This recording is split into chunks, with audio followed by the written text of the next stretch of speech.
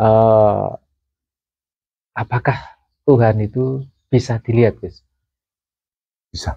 Bisa nggih. Dengan nyata Allah itu bisa dilihat. Sangat bisa. Sangat bisa nggih. Sangat bisa. Baik secara lahir maupun batin, Gus. Secara zahir, secara batin Allah bisa dilihat. Nah, terus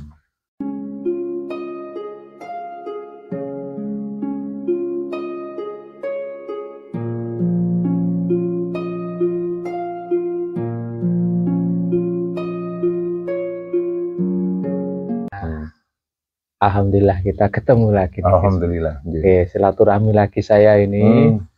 Ini untuk beberapa pertanyaan nih, Gus. Monggo. Oke. Ini pertanyaan pertama nih, Gus. Apakah Tuhan itu bisa dilihat, Gus? Bisa. Bisa nggih. Dengan nyata Allah itu bisa dilihat. Sangat bisa. Sangat bisa nggih. Sangat bisa. Baik secara lahir maupun batin, Gus. Secara zahir, secara batin Allah bisa dilihat.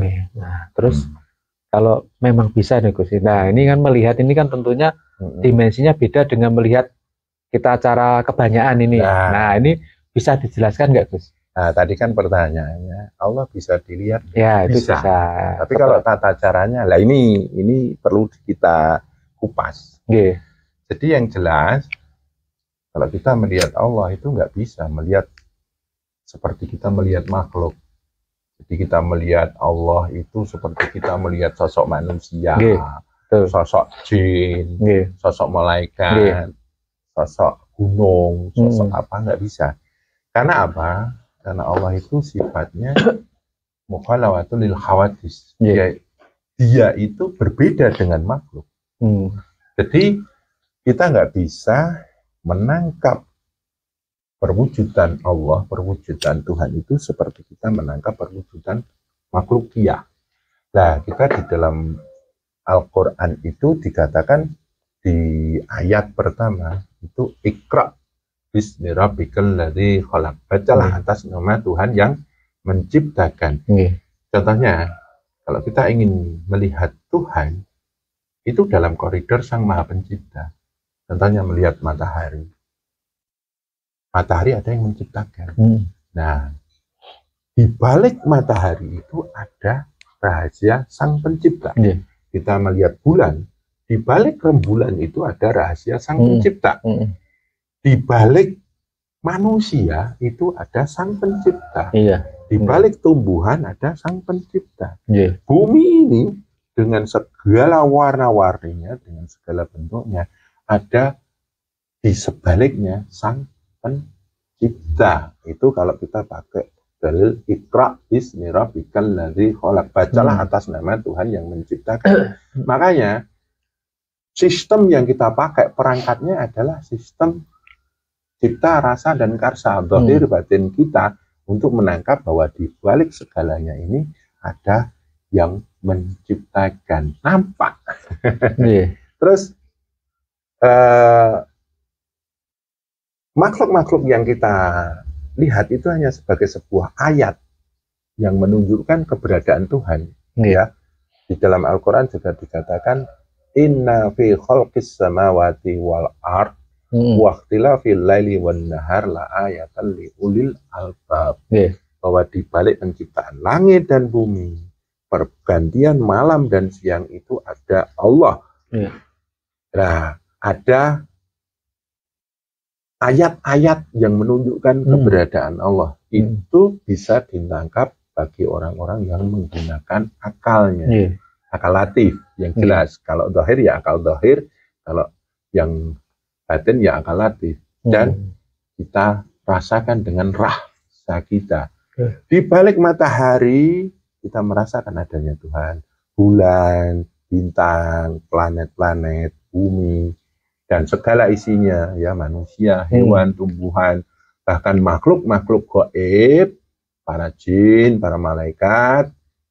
Ya, di sebalik itu ada Allah. Dan makhluk Allah itu hanya sebagai ayat. Ya, satu pesan yang menandakan akan keberadaan Tuhan. Jadi kita bisa lihat. Nah, kayak gitu.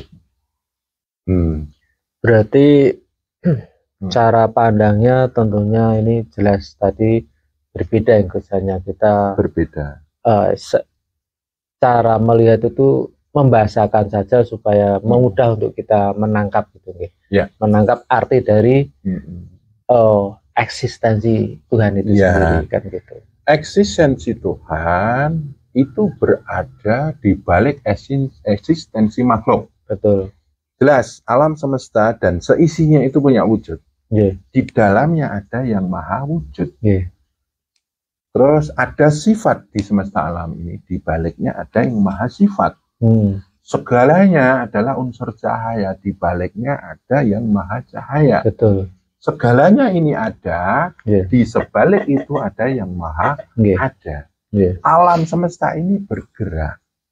Berarti ada di sebaliknya itu yang maha menggerakkan. Nah, kita nggak bicara cuma sebaliknya saja. Tapi wujud Allah itu dibalik segala wujud semesta alam, tapi meliputi segala wujud. Dibalik segala sifat, tapi meliputi segala sifat. Dibalik segala cahaya, meliputi segala cahaya. Dibalik segala yang ada dan meliputi semua keberadaan.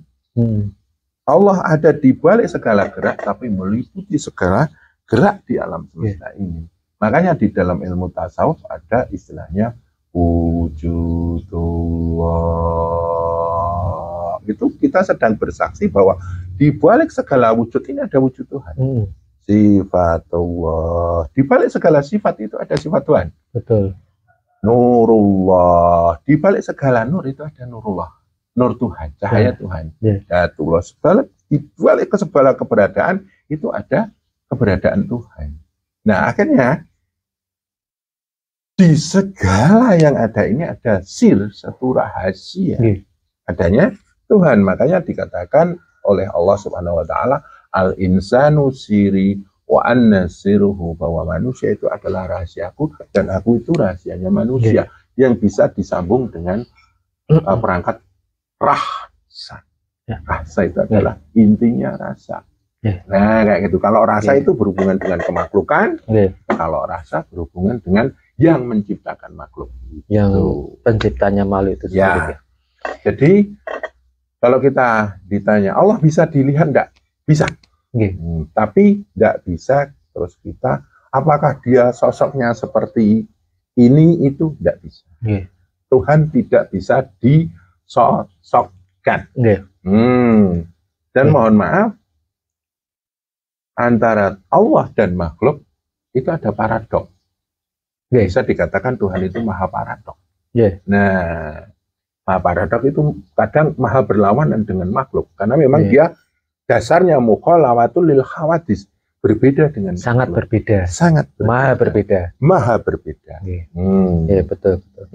Jadi kalau saya tadi cermati itu, itu sebetulnya alangkah indahnya ya Gus, kita sebagai manusia itu.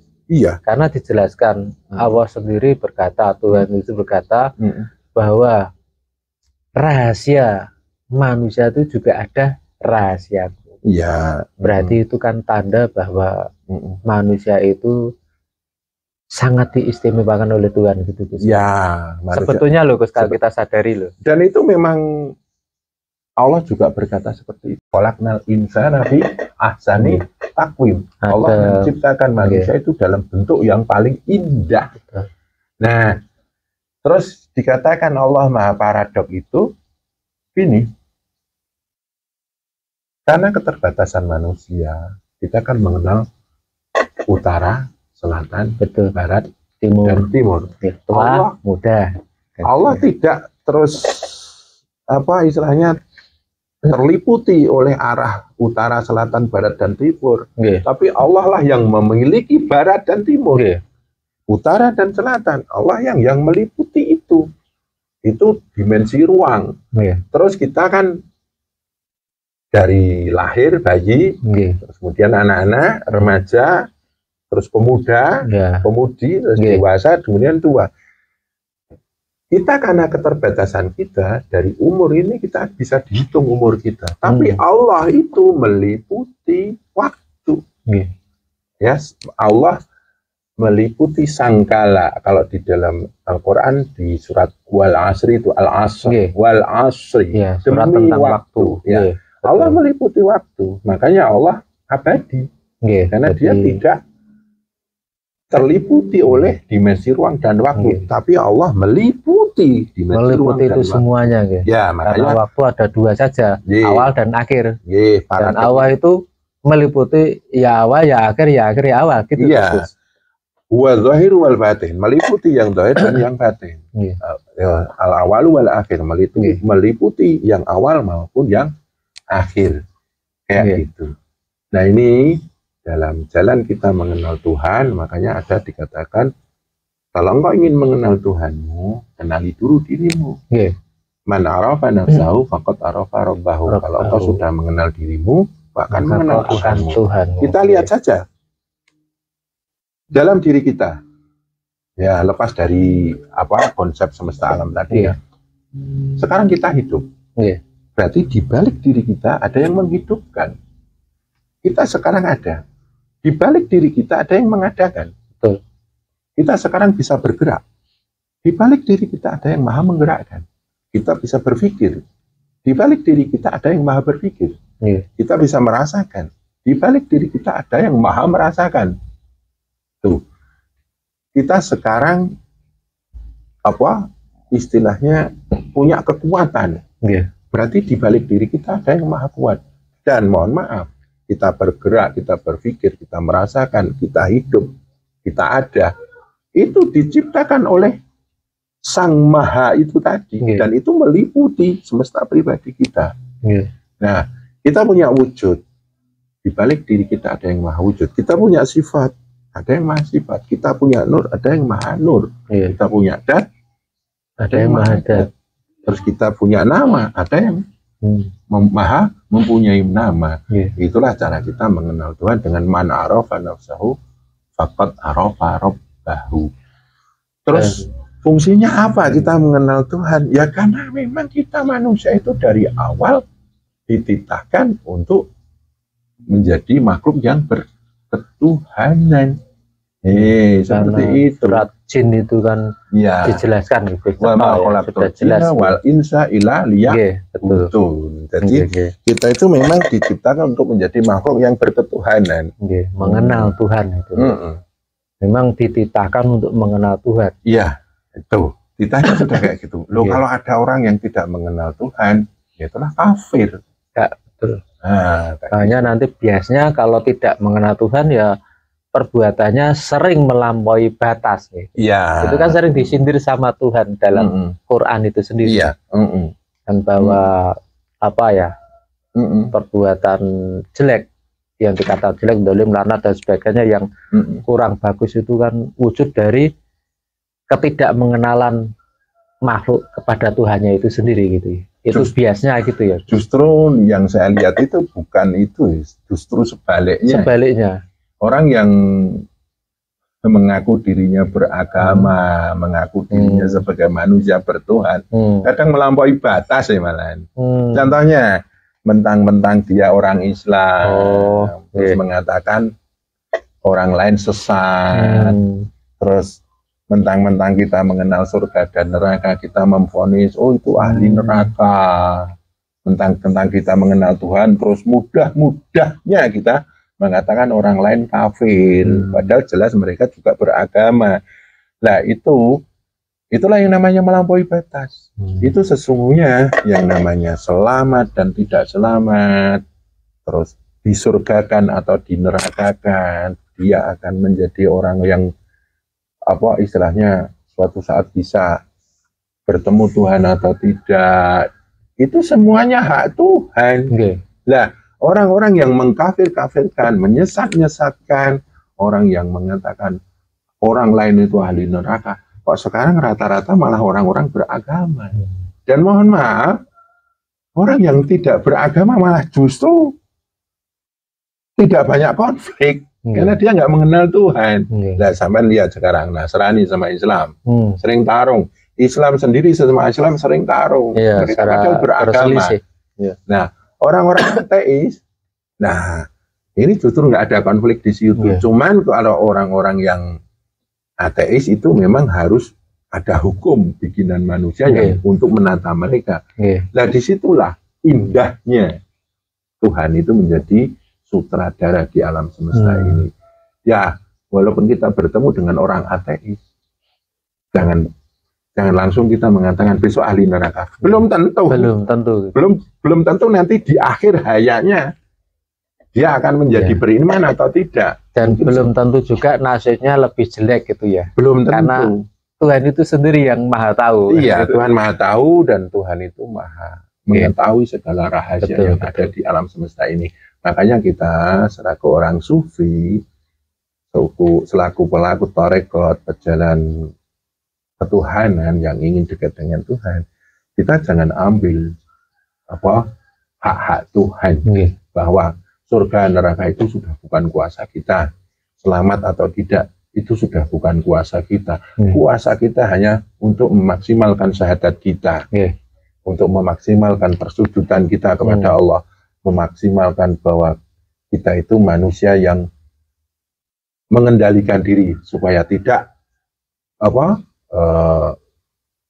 berlebihan atau istilahnya melampaui batas. Terus kita menjadi orang yang karena kita mengenal Tuhan, kita mencoba menyempurnakan penghambaan kita kepada Allah. Cuman gitu aja.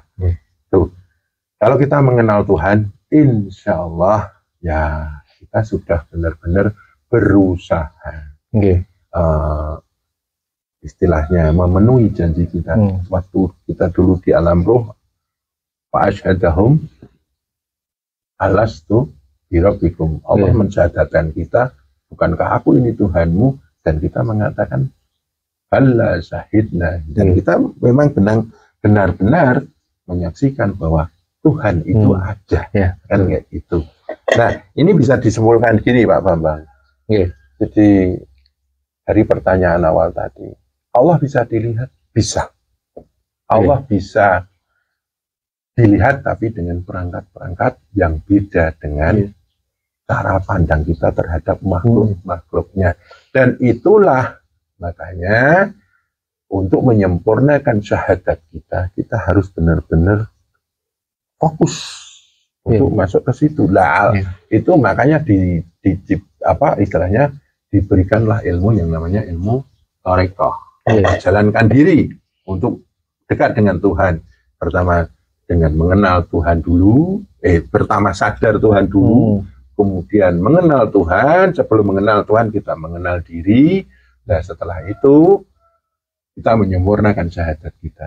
Setelah kita menyaksikan menyaksikan dengan sepenuh kesadaran bahwa Tuhan itu ada, kita sujud. Itulah hakikat sholat. Terus kita pengendalian diri, itulah hakikat puasa. Kemudian bagaimana kita hidup itu, karena ini amanah dari Tuhan. Kita hidup dari yang maha hidup, kita ada dari yang maha ada. Terus kita bisa berpikir dari yang maha menguasai pikiran, kita punya rasa, lah bagaimana kita itu bermanfaat dari amanah yang diberikan dalam hidup kita ini. Itulah yang namanya zakat. Dan kita harus menyempurnakan hubungan kita kepada Allah, karena kita nanti dari Allah akan kembali kepada Allah. Itulah rahasia haji dan umrah. Kayak gitu Pak Bambang.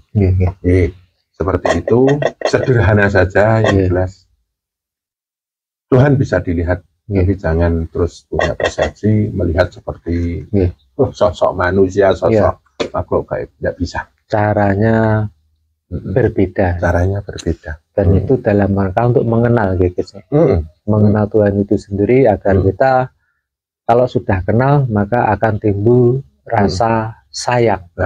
Rasa sayang akan timbul, kita akan menjaga kita sendiri, hubungan kita dengan Tuhan, maka kita sudah memenuhi janji kita dahulu dengan Tuhan bahwa kita bersedia untuk mengenal beliau. Kan gitu. Ya, dan menghamba kepada dia. Iya, betul. Kan kayak gitu. Terus kaitan itu, ini ada pertanyaan nih, satu. Apa itu? Ini kan, ini menggelitik ini karena banyak dulu juga pernah jadi pembahasan tapi tidak nih. Jadi kan ini manusia itu kan ada kalimat kita bisa tahu Tuhan, tapi di sisi lain kan kita bisa mengenal Tuhan. Ini kan sebetulnya ini kan berbeda nih Gus. Nah, tahu dan mengenal itu beda. Nah, ini bisa dijelaskan Gus, supaya bisa menjadi tambahan pencerahan bagi kita semua. Ya, yang pertama ya itu kembali ke iman tadi. Pertama kita sadar akan adanya Tuhan, itu sadar dulu. Itulah namanya ilmu yakin. Nah, setelah kita sadar akan adanya Tuhan, terus kita menghamba. Nah, dari penghambaan itulah kita keyakinannya dari apa yang kita perbuat untuk menghambakan diri pada Allah. Itulah yang disebut ainul yakin. Nah, nanti setelah kita menemukan hakikat persujudan atau penghambaan kita, itu nanti namanya hakul yakin. Dan kalau sudah bertetap namanya isbatul yakin. Jadi mengenal dan apa tadi tahu ya itu beda tapi satu rangkaian, nggak bisa dipisah-pisahkan. Jadi kita dengan Allah itu satu mengenal, dua tahu, tiga sadar, terus yang keempat bisa melihat, itulah ma'rifat. Terus yang selanjutnya kita itu bisa yakin, terus completely, nggak bisa dipotong-potong. Jadi itu semua satu rangkaian. Satu rangkaian multidimensi, karena kita manusia itu multidimensi, apalagi Tuhan. Tuhan itu maha multidimensi. Dan tidak bisa sepotong-potong. Tidak bisa sepotong-potong. Kalau sepotong-potong jadinya ya sepotong. Iya. Artinya pengetahuan kita akan sepotong. Nah, seperti juga ilmu Islam itu ada syariat, tarekat, hakikat, ma'rifat. Itu satu rangkaian. Sebetulnya ya. Sebetulnya. Tapi kalau dipotong-potong ya tabrakan. Nah, di atas itu namanya hilangnya ma'rifat. Nah, itu kalau kita pahami sepotong-potong ya nanti antara orang syariat, orang tarekat, orang ya nanti tabrakan, saling berbantah-bantahan. Malah nggak jadi menghambakan diri pada Tuhan, tapi malah berbantah-bantahan, tidak ada ujung pangkal. Tapi sebetulnya satu pemersatu dari mereka ini, satu sadar saja gitu. Ya, kita itu ya yang jelas kalau kita mau menyatukan diri, kita itu multidimensi.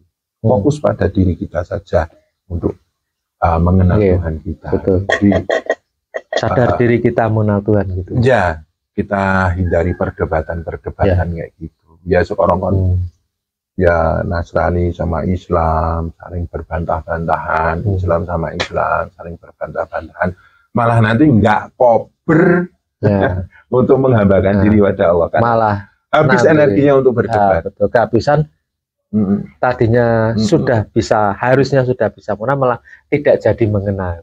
Ya. Seolah-olah kan gitu. Nah, prosesnya terlalu lama. Untuk mengenal Tuhan aja harus debat dan berbantah-bantahan. Malah kita kehabisan waktu untuk menghambakan diri pada Tuhan. Kan kayak gitu. Makanya di dalam ilmu kayak gini, ya sebisa mungkin kita menghindari perdebatan-perdebatan. Makanya saya sering berpesan, kalau ini berguna, ambil. Kalau enggak, forget it, lupakan. Enggak apa-apa. Skip, hapus. Ya gitu. Kayak jadi, gitu. Yang penting bisa merahmati semuanya. Iya, kayak gitu. Ya mungkin udah paham ya? Iya paham. Nah ini juga sederhana saja. Sederhana tapi mengena nih Gus. Nah, session ini saya kira cukup nih Gus. Ya nanti kita dialog lagi session yang lain.